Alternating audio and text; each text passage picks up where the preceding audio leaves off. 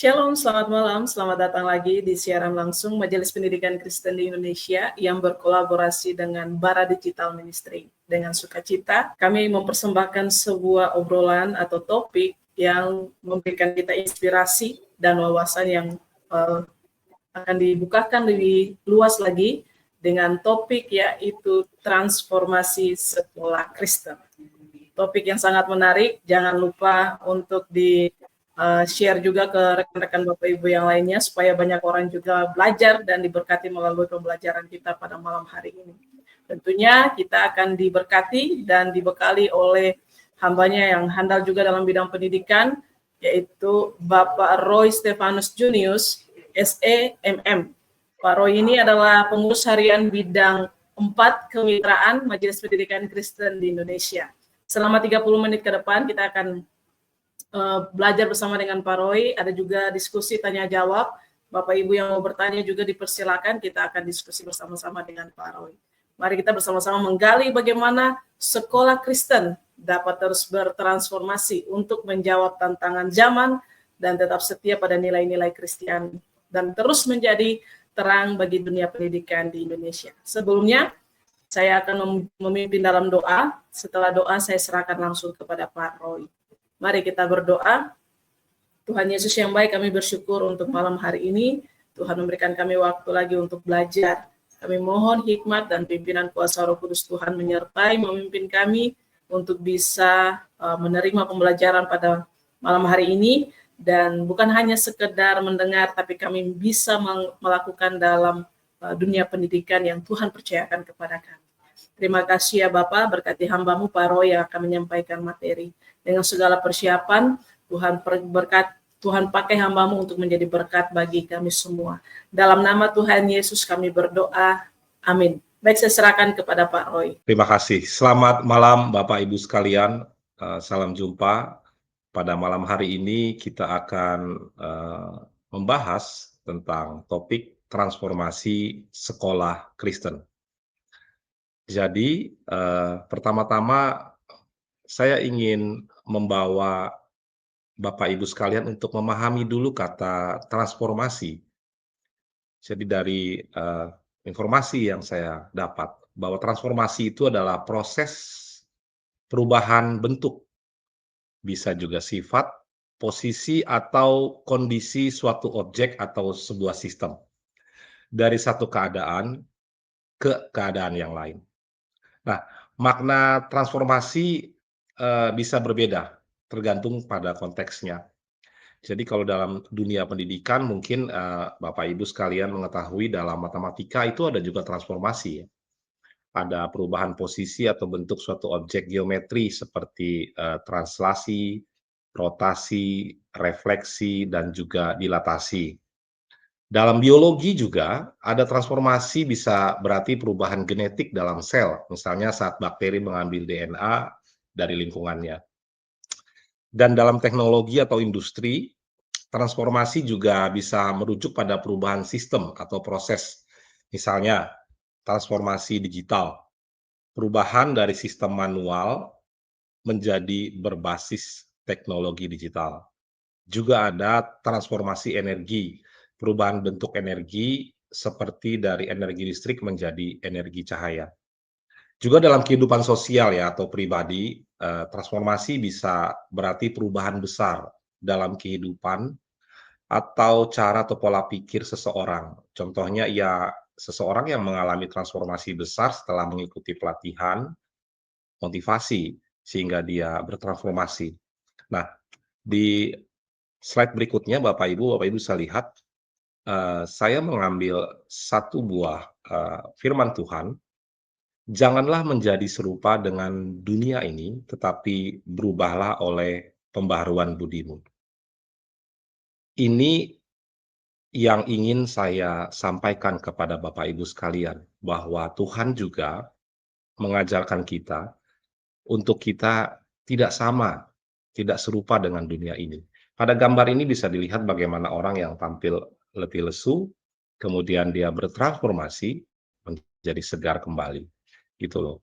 Jadi firman ini kiranya bisa menguatkan kita dan menjadi pedoman kita bahwa Tuhan pun mengajarkan kita untuk bisa berubah dan tidak serupa dengan dunia ini. Satu hal Bapak Ibu, dalam, MPK saat ini, saya mau ceritakan bahwa sejarah transformasi sekolah Kristen itu mencerminkan perjalanan panjang dalam pendidikan yang berbasis iman. Awalnya mungkin sekolah Kristen didirikan oleh misionaris sebagai sarana penyebaran ajaran agama dan pendidikan dasar. Seiring waktu, sekolah-sekolah ini berkembang menjadi institusi pendidikan yang lebih luas, mencakup berbagai disiplin ilmu dan beradaptasi dalam perubahan zaman. Pendidikan Kristen telah mengalami berbagai tantangan dan perubahan, termasuk dalam metode pengajaran, termasuk dalam kurikulum, serta integrasi nilai-nilai keagamaan dengan pendidikan modern. Saat ini sekolah Kristen tidak hanya berfokus pada pembentukan karakter berbasis iman, tetapi juga pada pengembangan akademik dan keterampilan siswa agar siap menghadapi dunia yang semakin kompleks. Saya akan berbagi informasi juga kepada Bapak Ibu sekalian mengenai beberapa langkah transformasi sekolah Kristen. Di sini kita bisa sampaikan ada 5 beberapa langkah yang bisa diambil dan dilakukan. Yang pertama adalah peningkatan kualitas guru. Ini menjadi hal yang sangat penting, di mana pelatihan dan pengembangan guru sangat penting agar mereka dapat mengadaptasi metode pengajaran yang lebih inovatif dan relevan dengan zamannya saat ini. Jadi, memang tuntutan zaman pada saat ini, bisa dibilang, guru menjadi hal yang penting sekali untuk memberikan teladan. Dan patut diakui bahwa memang, guru harus terus bertransformasi, harus mau inovatif, harus mau belajar, sehingga keteladanan yang akan dia sampaikan nanti kepada siswa adalah keteladanan yang sesuai dengan zaman, tanpa melupakan ajaran-ajaran yang Tuhan Yesus ajarkan dalam sekolah Kristen. Kemudian yang kedua, langkah transformasi sekolah Kristen yang bisa diambil adalah kolaborasi dengan komunitas, melibatkan gereja, yayasan, dan dunia usaha dalam mendukung sekolah Kristen yang dapat membantu dalam aspek finansial mungkin dan pengembangan kurikulumnya. Kemudian di sini kita bisa lihat nomor 3 adalah pendidikan karakter. Bagaimana kita bisa mengambil langkah transformasi sekolah Kristen yang menanamkan nilai-nilai Kristiani dalam kurikulum dan kehidupan sehari-hari, agar siswa tidak hanya unggul secara akademik, tapi juga memiliki karakter yang kuat. Ini juga kita mau sampaikan bagaimana integrasi teknologi, menggunakan teknologi dalam pembelajaran seperti platform digital untuk administrasi dan lain-lain sebagainya. Dan tentunya Bapak Ibu juga menyadari bahwa ini perlu adaptasi. Jadi, ini adalah beberapa contoh langkah transformasi sekolah Kristen yang mungkin bisa saya sampaikan kepada Bapak Ibu sekalian. Nah, di slide berikutnya ini, kalau Bapak Ibu perhatikan adalah sejarah MPK Indonesia. Jadi MPK saat ini bisa saya katakan adalah, Majelis Pendidikan Kristen yang didirikan pada tahun 1950. Majelis Pendidikan Kristen di Indonesia, MPK, adalah organisasi nasional yang berdedikasi untuk memajukan pendidikan Kristen. MPK bekerja sama dengan gereja, lembaga pendidikan, dan para pemangku kepentingan untuk meningkatkan mutu sekolah. Lebih dari 500 yayasan dan 7.000 sekolah di seluruh Indonesia saat ini. Dan MPK sendiri berkomitmen untuk mentransformasi pendidikan Kristen dan mendorong inovasi bagi generasi mendatang. Saya berharap Bapak Ibu yang menyaksikan siaran pada malam hari ini juga adalah salah satu mungkin anggota dari MPK Indonesia atau mungkin belum menjadi bagian dari anggota MPK. Jadi kami mengajak dan menginformasikan kepada Bapak Ibu sekalian bahwa ada MPK yang sudah dibentuk sejak tahun 1950 yang memiliki komitmen untuk mentransformasi pendidikan Kristen. Dan Bapak Ibu bisa lihat bagaimana visi Majelis Pendidikan Kristen yang sangat jelas, yaitu menjadi lembaga yang mempercepat proses transformasi. Kata mempercepat ini adalah membantu, membantu mentransformasi sekolah Kristen yang mampu menghasilkan lulusan siswa yang unggul, adaptif, mampu memimpin, memberi dampak positif, berkarakter Kristen. Jadi ada Christian worldview yang mau disampaikan di sini dalam visi pendidikan Kristen di MPK. Nah, Bapak Ibu juga saya mau informasikan kepada Bapak Ibu, seiring dengan perkembangan waktu, saat ini saya mau memperkenalkan bahwa MPK memiliki struktur bidang 1 hingga bidang 7, di mana bidang-bidang yang ada saat ini itu dibentuk dan dibuat melalui proses yang sebelumnya mungkin hanya 1, 2, 3 bidang.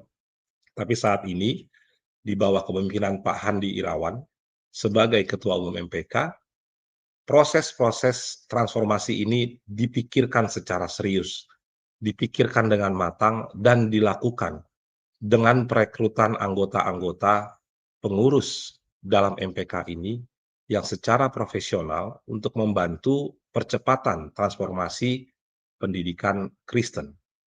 Jadi Bapak Ibu bisa lihat dari bidang 1, bidang 2, bidang 3, 4, 5, 6, dan 7. Bapak Ibu bisa lihat saya sendiri saat ini terlibat dalam bidang kemitraan di Komisi C. Jadi harapan kami adalah dengan adanya Majelis Pendidikan Kristen di Indonesia yang saat ini ada, mari bersama-sama kita maju untuk melakukan transformasi di bidang pendidikan. Dan MPK juga memiliki program prioritas pada saat ini. Bapak Ibu bisa melihat bagaimana MPK pada saat ini memiliki transformasi untuk teknologi, memiliki program untuk peningkatan kualitas guru melalui pendidikan berbasis nilai Kristiani, sekolah bantu sekolah, kurikulum berkat, lalu ada akreditasi, pelatihan, dan pembuatan konten dengan bantuan AI, Biblical Management Training (BMT), lalu ada pengembangan kompetensi guru dan kepemimpinan, pelatihan, pendidikan, inklusi onsite, ada seminar Christian Worldview dan AI, pelatihan kepemimpinan leader, source, dan juga diklat berjenjang untuk PAUD. Ada kolaborasi dengan dunia usaha juga, pengadaan pengajar Pak untuk sekolah negeri, kemitraan dengan dunia usaha, ada PKM, jejaring dan inovasi sekolah Kristen. Kita juga melakukan revitalisasi dengan membentuk MPKW. Jadi ada MPK wilayah yang dibentuk di sini. Membangun sistem informasi MPK yang terintegrasi. Pelatihan, critical, dan creative teaching tentunya menjadi concern juga dalam jejaring dan inovasi sekolah Kristen. Juga membangun entrepreneurship. Untuk pengadaan guru juga, MPK saat ini melakukan banyak hal di bidang beasiswa pengadaan untuk guru. PPG, calon guru prajabatan dan guru tertentu dalam jabatan. Peningkatan rekrutmen calon guru Kristen dan jalur guru. Tak lupa Bapak Ibu, program prioritas MPK juga dalam hal sarana dan prasarana. Kemudian ada advokasi dan perundangan, revisi undang-undang Sikdiknas baru-baru ini, dan juga pengusulan perubahan perhitungan untuk dana BOS yang diperjuangkan. Dan baru beberapa minggu yang lalu, MPK juga melakukan rapat dengar pendapat dengan Komisi 10. Beberapa pengurus inti dari MPK juga hadir dan menyampaikan pesan-pesannya di sana. Jadi tadi di slide sebelumnya ada langkah-langkah untuk melakukan yang namanya transformasi dalam bidang pendidikan. Dan kerjasama tentu saja bisa dilakukan bersama dengan MPK. Dan kesimpulan yang boleh saya sampaikan pada malam hari ini untuk Bapak Ibu sekalian, bahwa transformasi sekolah bukan pilihan, tapi ini adalah sebuah kebutuhan. Tanpa transformasi, sekolah hanya akan mengajarkan masa lalu kepada generasi masa depan. Kemudian transformasi sekolah Kristen bukan sekedar modernisasi, tapi pemulihan kembali tujuan utama pendidikan Kristen, membentuk manusia seutuhnya dalam terang Injil. Sekolah dituntut untuk tetap setia pada firman Tuhan, namun juga relevan dengan konteks zaman. Transformasi sekolah Kristen dalam proses perubahan menyeluruh yang dilakukan oleh sekolah Kristen untuk menjawab tantangan zaman, meningkatkan kualitas pendidikan, serta mewujudkan visi misi Kristiani secara relevan dalam konteks modern. Transformasi ini mencakup berbagai aspek, Bapak Ibu. Kurikulum, pedagogi, teknologi, kepemimpinan, spiritualitas, dan juga budaya di sekolah. Saya menyarankan bagi kita yang mungkin baru akan memulai bertransformasi atau sudah mengambil langkah dalam transformasi sekolah Bapak Ibu sekalian, mulailah dari yang kecil, lakukanlah dengan konsisten, libatkan semua pihak, termasuk dengan Majelis Pendidikan Kristen, berkolaborasi, menjadi anggota, menjadi bagian dari MPK, dan lakukan terus evaluasi.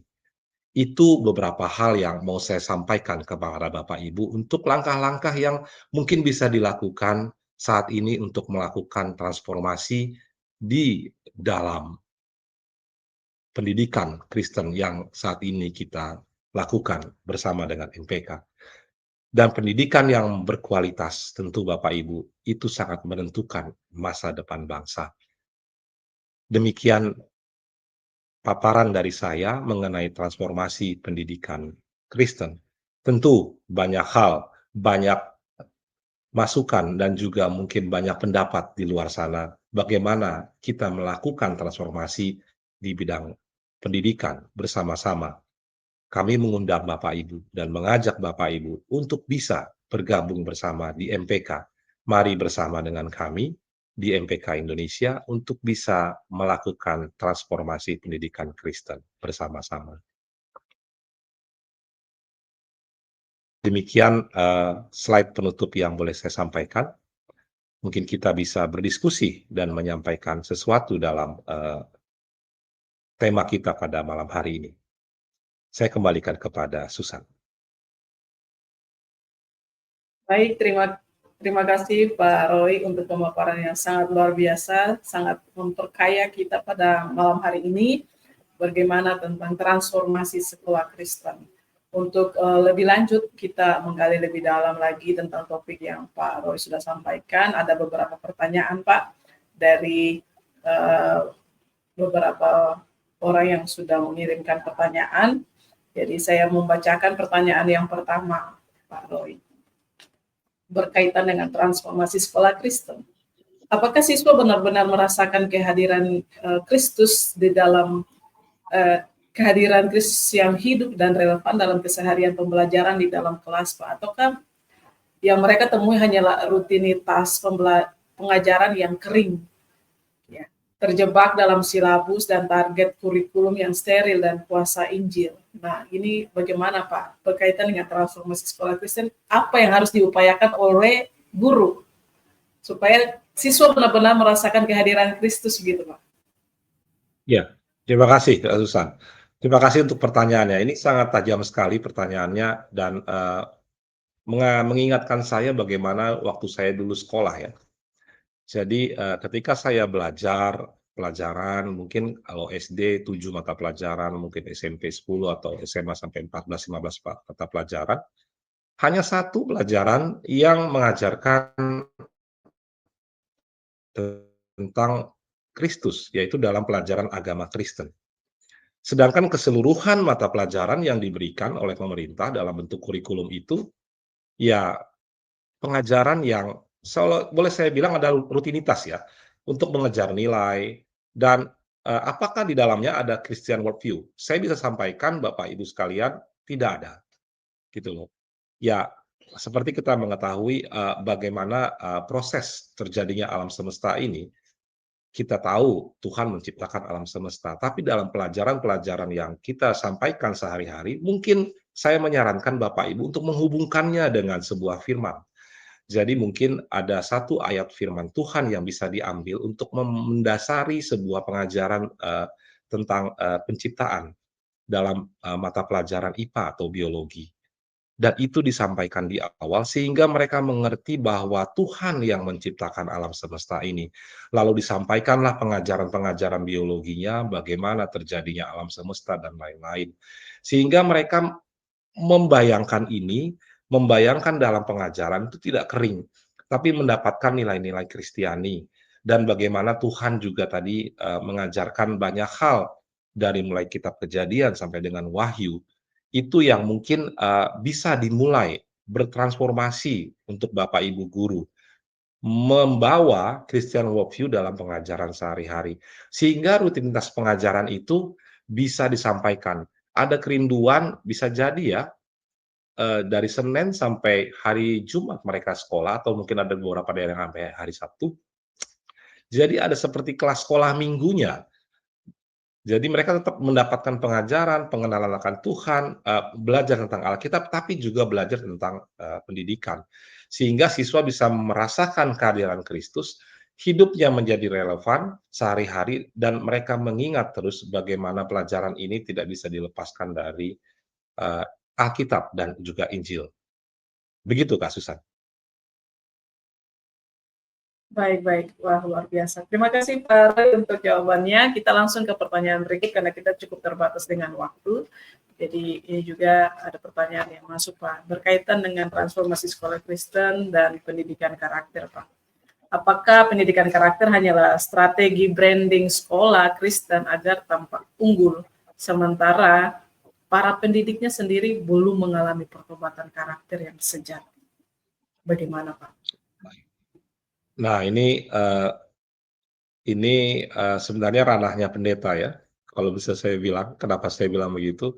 Karena ada kata pertobatan, ya.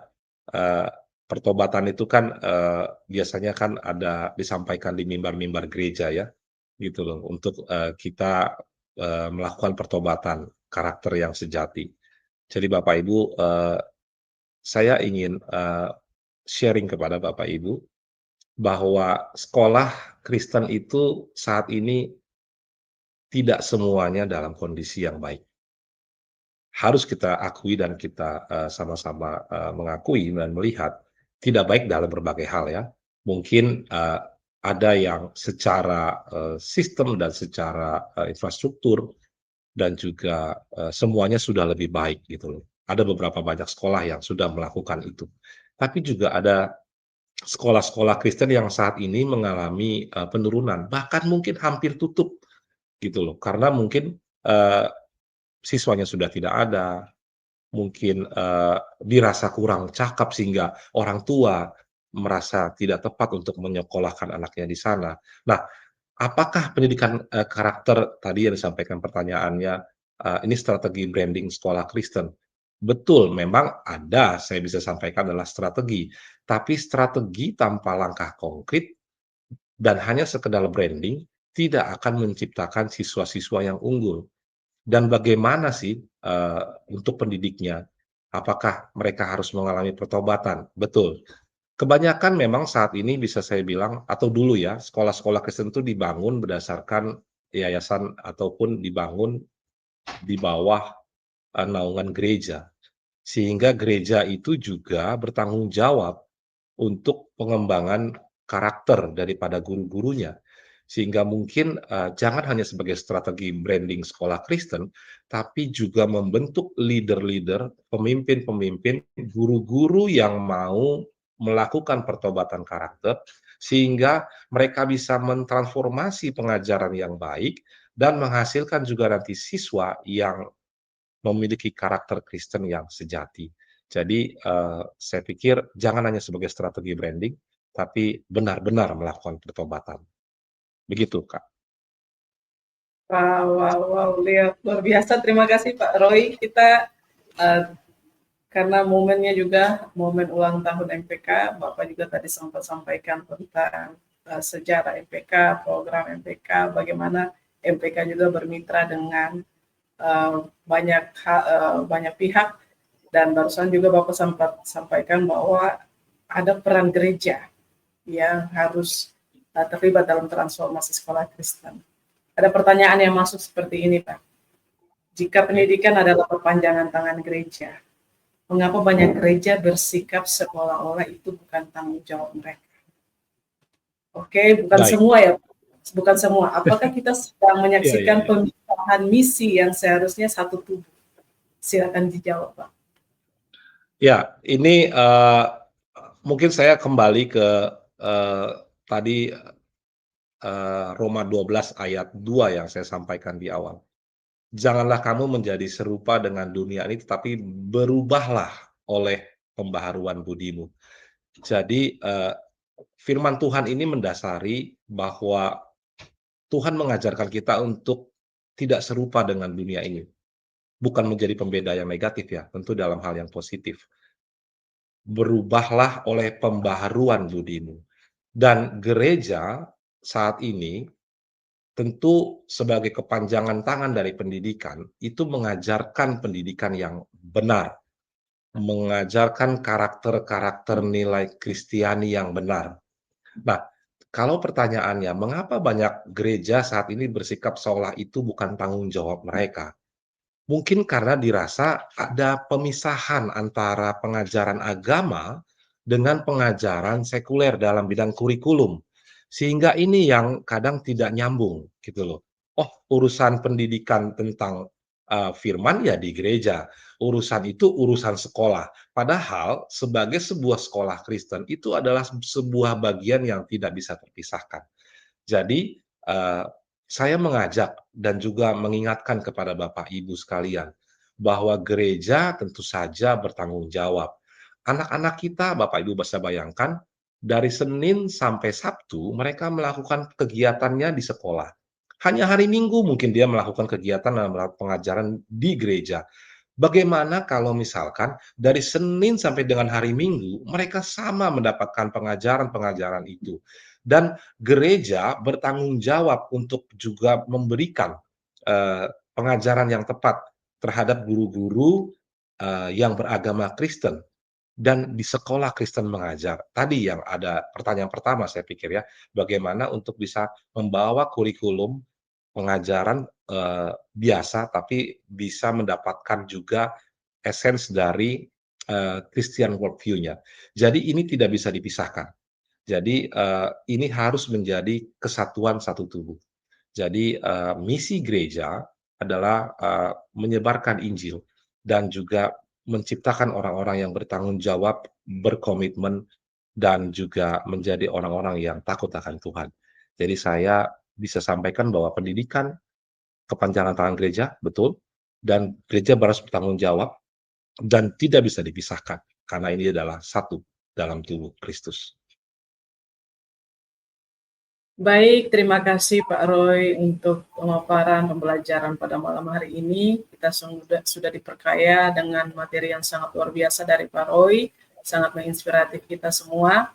Nah, sebelum kita mengakhiri sesi pembelajaran pada malam hari ini, saya kembali mempersilakan Pak Roy untuk memberikan closing statement, apa yang Bapak ingin sampaikan kepada para pendengar. Saya persilakan.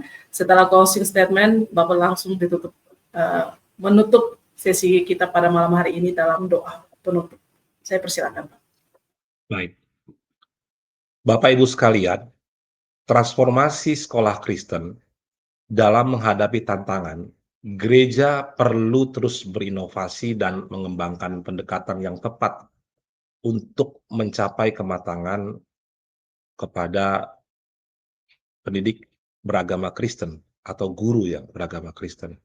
Gereja melalui pendidikan agama Kristen, selain itu gereja juga perlu memperkuat kerjasama antara gereja dan dengan pihak-pihak lain yang peduli terhadap pendidikan agama Kristen, termasuk MPK Indonesia, sehingga dapat meningkatkan partisipasi masyarakat dan mencapai kematangan. Terakhir saya mau sampaikan, pendidikan yang berkualitas menentukan masa depan bangsa. Mari bersama-sama kita meningkatkan kualitas pendidikan di Indonesia, menjadi sekolah Kristen yang unggul, bertransformasi sesuai dengan firman Tuhan. Bapak Ibu, mari kita tutup dalam doa sesi pada malam hari ini. Kita berdoa. Tuhan Yesus yang baik, di malam hari ini kami sedikit belajar dan mengenal kembali dan meriset kembali hati kami untuk bisa melihat betapa pentingnya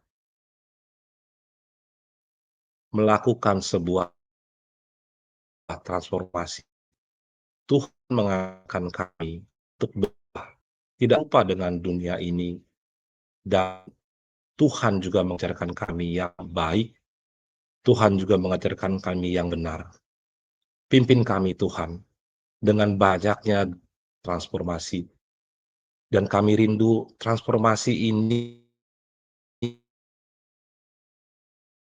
transformasi yang Tuhan yang dipersiapkan untuk memimpin